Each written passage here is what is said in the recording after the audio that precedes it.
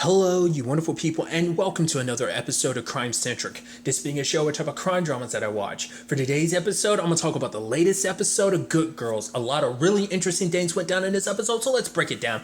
To me, this was like a very kind of dark episode. I mean, considering everything that went down last episode, that's no surprise. But it's like this episode felt heavy and just kind of ooh, it still had its comedic elements, but it was just like, obviously everyone dealing with everything. They're going through Lucy's purse and everything, and it's just kind of okay, like they're going through it, and it's just kind of like it's just a thing of reminding them, like, oh, like this is all this stuff about her life, like, because even Annie finds like a lipstick, and it's like she didn't even open. It's kind of saying that like she still had her life ahead of her, like she planned on doing something, And the thing is, Beth, because Beth brings up the fact is that like she got killed and we did nothing.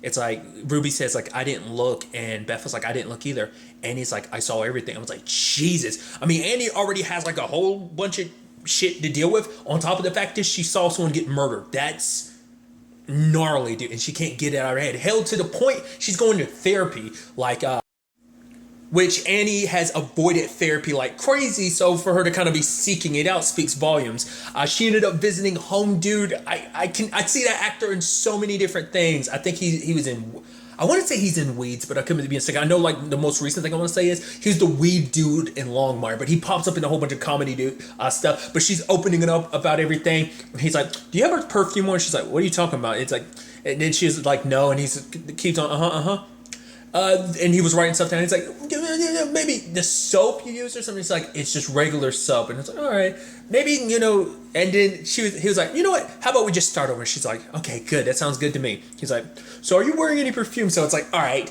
that's a no. Sees another therapist. Said therapist, it's like, oh, basically thinking that everything is inside. It's like, I don't actually think you're talking to dead people. That basically she's thinking and he's coming up with these delusions. What I'm like, I guess maybe because Annie went all out kind of explaining everything. To be fair, there's patient doctor privilege with therapists, so you can kind of open up.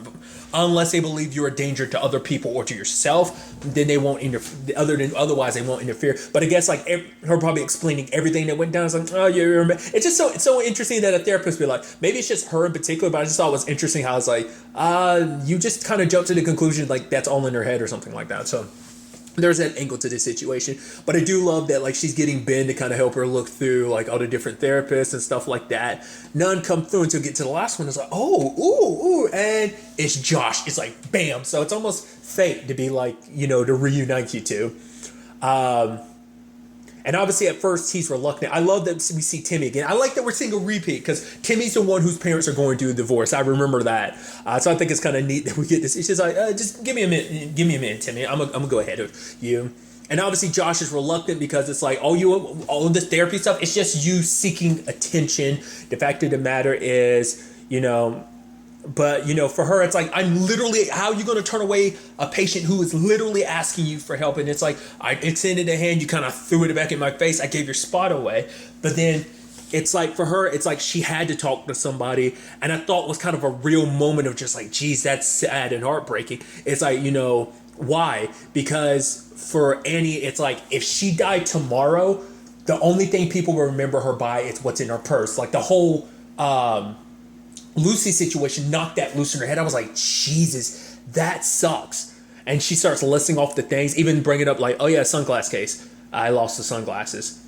And it's like, for Josh, I think that was a real moment. But for him, he was also like, yeah, but I'm also like, getting you as a patient because that was just that was sad. Downright pathetic. And, so appointment set for Friday. So I was like, because Annie needs somebody to talk to about all of this. So, because last time to be fair, the last time she opened up to someone about all this was, it turns out he was an FBI agent. So that turned out the way it did. So probably no ever turning that back around, considering the fact is, was it Eric?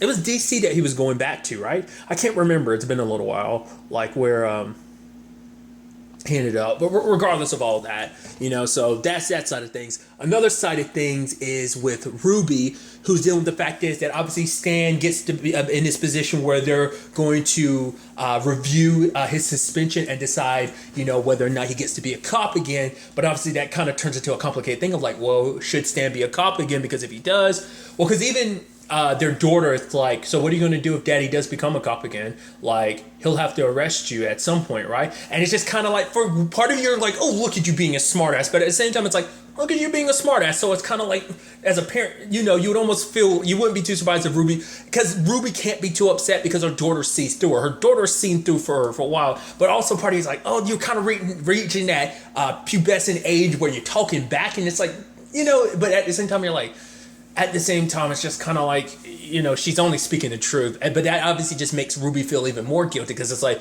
what do I do at the end of the day? So when it came down to the review and everything, because she was like, trying to figure out, because I'll circle back to it, but Beth was like, he can never be a cop again, right? Because it's like, and he was like, no, go ahead. Like, who's to say that basically anything else has to happen again? It won't happen again. But Beth was like, it will happen again. Like the fact of the matter is there's no like putting Stan in a situation where, he could be a cop again and their, egg roll situation never coming back to blow back on him in some shape or form. Because it's always going to be a thing of she's living this life and you're a cop. It's happening under your nose. We'll get to that soon enough. But, during the review, Ruby, who drinking a whole bunch of water, even say, topped me off. I'm like, it could act a little less suspicious. But for her, she speaks very frankly. She ends up talking about the fact is, my husband is a cop. He's a good man. The fact of the matter is, like he had someone cheat off his paper in ninth grade and it still haunts him. The fact of the matter is, there's free samples. He will take one, even if no one's watching, because that's the type of man Stanley is. He's a good man. If you knew him, you would have never suspended him in the first place. So saying like, the fact is, Stanley is a cop with or without his badge. And I thought that was pretty neat, like her sticking up for him in that same regard, and obviously everyone in the board was kind of impressed with what she was saying, her candor, as they were saying. So, but at the end, they do kind of welcome him back and everything. But for Stanley, he can't wear it because he feels like a fraud. And it's like, Ruby's like, he's telling Ruby there's no fixing that. So like, he's already crossed that line for him where it's like, because Ruby was like, he's wanted to be a cop since he was 13 years old. And now it turns sadly into that situation where Ruby feels like it's her fault that Stan had to give up the job that he wants, the career, the life he wants because of the criminal activity. Because she had even said it like, oh yeah, we've been desperate for money. We've thought about it, like robbing places, this and that. Like, oh, I could do it. But Stan can never do it because of the good guy that he is. But now Stan feels like, no, that's not the case because he did do bad stuff. And he's helped her and Beth and Annie out with their criminal activities. He's also like, he did steal the pen cap and everything. So he doesn't feel like he deserves to wear that badge and everything because despite everything, even though he's given this opportunity, he feels like he doesn't deserve it. And, that shows you how much of a good person Stan is. But at the same time, that was a whole issue before where it seemed like he made it seem like Ruby has like no moral compass, that she doesn't feel bad about everything that she does. Like, she sleeps so easy at night. She's stressed out all the time. But that's why I was always calling like Stan out, like everything Stan was saying last episode. Was that last episode? I want to say it was. Like, I was calling bullshit on all that. But regardless, that's still kind of a heavy thing to deal with. So another aspect to this episode is like the whole Lucy situation, because her boyfriend is getting the cops involved, and because of it, the lady that owns the store that Beth works at, who they used to back for the counterfeit money stuff, the fact of the matter is she's shutting stuff down until Lucy. I even loved it being like, it's like, would you say you're friends? I was like, and Beth was like, no, I wouldn't say so. But like her boyfriend is like, she would. And Beth kind of corrects it by being like, more like sisters. I love that whole situation. But nevertheless, it's a thing of, because she even gets pissed at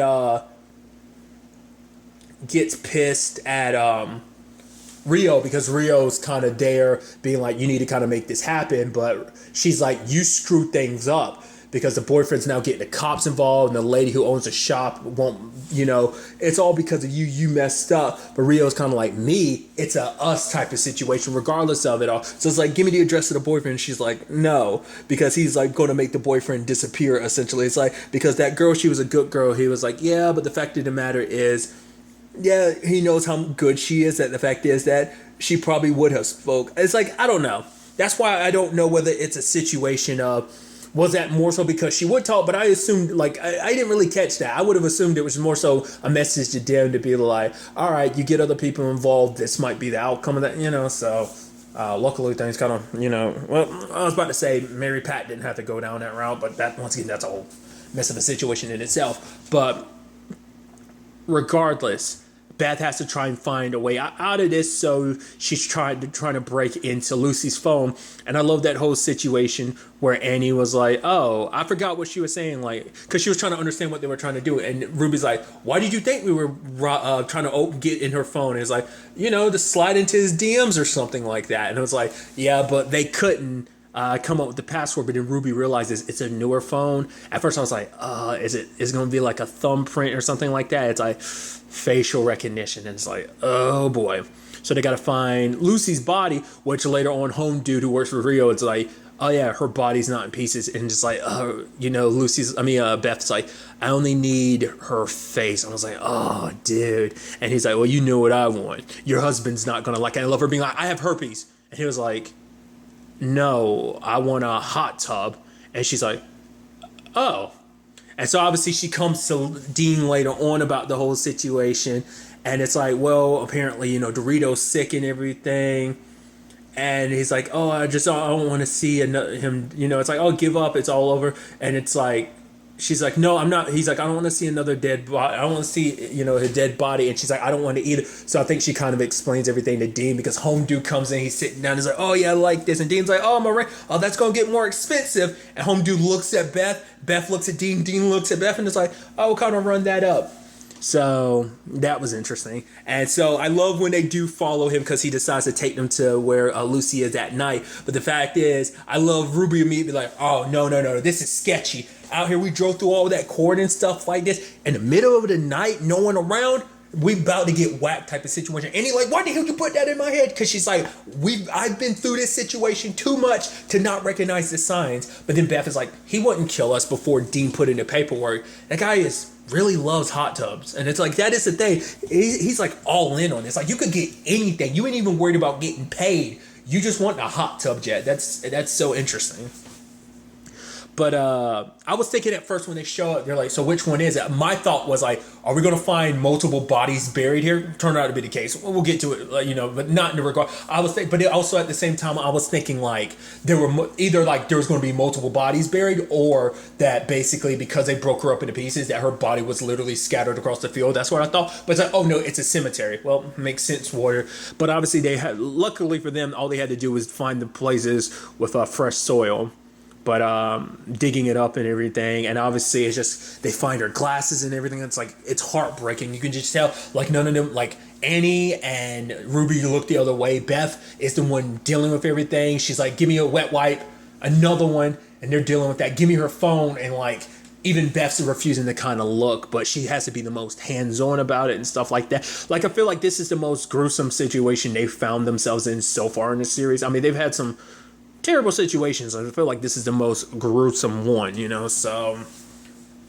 But obviously there's a whole thing about like, I love them trying to decide what to text her boyfriend and stuff like that. And they're like, oh, like basically, I need time to figure things out. No. Makes it seem like there's still a chance. They're like, right.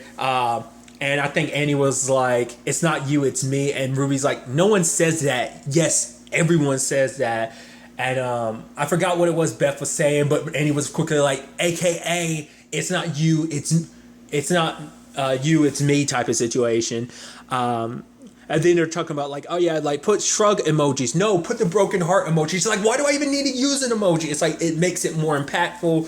So they do her thing. And then he's typing and stuff like that. And he's like apologizing at first. I was like, oh my God, are we going to find out he actually cheated on her? And that's like his whole, like he's worried that she found out or something like that. It's like, oh, I use he basically tracked her phone. I was like, I know you're at your friend's house. It's like, well, shit, what do we do?